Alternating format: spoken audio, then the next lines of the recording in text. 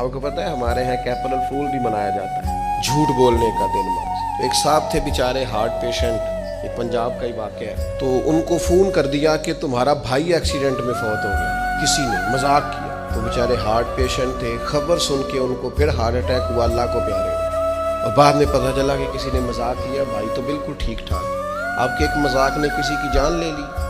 گھر اجڑ گیا، عورت بیوہ ہو گئی، بچے یتیم ہو گئے، اور آپ مذاق کر رہے تھے، تکلیف دے رہے تھے، آپ آزمائش میں مبتلا کر رہے تھے۔ میں نے ایسے طلباء کو دیکھا ہے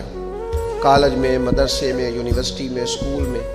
جو بیچارے کسی وجہ سے کمزور تھے، کوئی ایسا معاملہ تھا